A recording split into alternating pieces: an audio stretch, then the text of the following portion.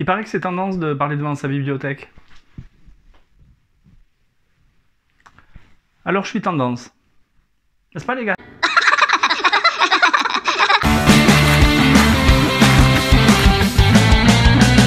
Bonjour et bienvenue dans les comics de Fred, je suis ravi de vous retrouver pour cette nouvelle vidéo. Et aujourd'hui, je vais vous parler du tome 2 de Bob Moran, Les Prisonniers du Temps. On a tous besoin d'un hobby. Scénarisé par Christophe Beck, Corberan et dessiné par Grella, le tout édité chez Soleil Éditions. Imaginez un vortex temporel dont le point de départ est l'ère du Crétacé et le point d'arrivée est à notre époque. Ce vortex est repéré par une équipe de scientifiques et Bob Moran et ses alliés s'y engouffrent pour comprendre l'origine de ce phénomène qui peut être catastrophique pour notre espèce. Scénaristiquement parlant, le tome 2 confirme le chemin qui avait été pris lors du tome 1, à savoir une œuvre beaucoup plus adulte. Quoi ? Petite nouveauté dans ce second album, c'est la présence de personnages féminins. Elles sont au nombre de 2. Il y a Mademoiselle Paramount, une journaliste qui vient interviewer Bob Moran dans son château de Dordogne.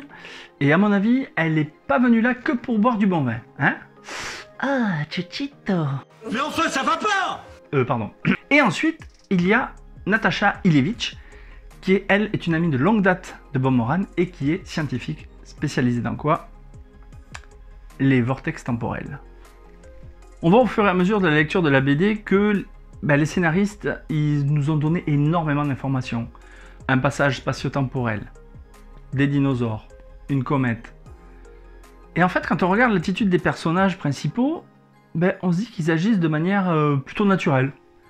Bob Moran a un passage spatio-temporel dans les couloirs de son château en Dordogne, et le mec, il est zen, tu vois, c'est tranquillou. Alors qu'ils sont en face d'une situation qui est des plus extraordinaires.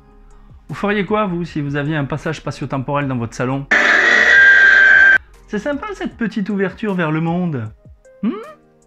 Même si le côté classique de la narration est très présent dans cet album, on remarque que ce dernier est moulé dans un scénario qui tient la route, malgré l'aspect un peu what the fuck de ce passage spatio-temporel dans le château de Bob Moran.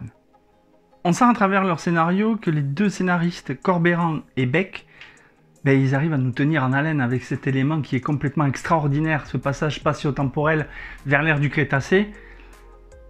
Ils arrivent à nous tenir tout l'album, et c'est ça qui est énorme, et c'est ça qui est génial. Parce que quand vous commencez la lecture de cet album, voilà, ça commence gentiment, et vous voyez des créatures apparaître, on va le voir sur les dessins là, plus tard dans la vidéo, mais vous êtes pris au jeu, vous dites qu'est-ce qui va se passer, et là, pour le coup, les scénaristes ont réussi leur pari. Concernant les dessins, j'ai trouvé que la patte de Grella, son style, il est parfait, on retrouve un peu de Vance dans son dessin, chaque planche est très rythmée, il y a une ou deux doubles pages qui en mettent plein la vue, elles sont juste magnifiques, et la composition des planches, elle est plutôt léchée.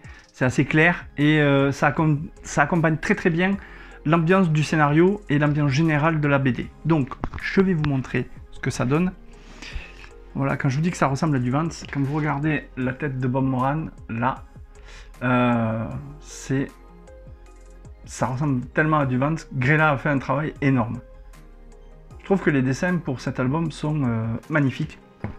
Ils sont certes simples, mais on voit que c'est rythmé, qu'il y a... Comme je dis à chaque fois, c'est hyper cinématographique. Quand on regarde cette page-là, voilà, j'espère que vous la voyez bien. Voilà, là on voit que c'est hyper rythmé pour ça, cette page-là.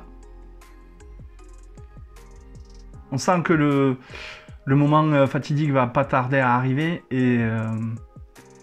et la page suivante, c'est un truc de dingue, c'est un truc de malade. Vous voyez cette double page. Voilà. Honnêtement, moi, j'en ai pris plein les yeux avec les dessins de Grella pour cet album. Mon avis sur le deuxième tome de Bob Moran, Les Prisonniers du Temps. Dépêchons-nous, je n'ai que quelques heures.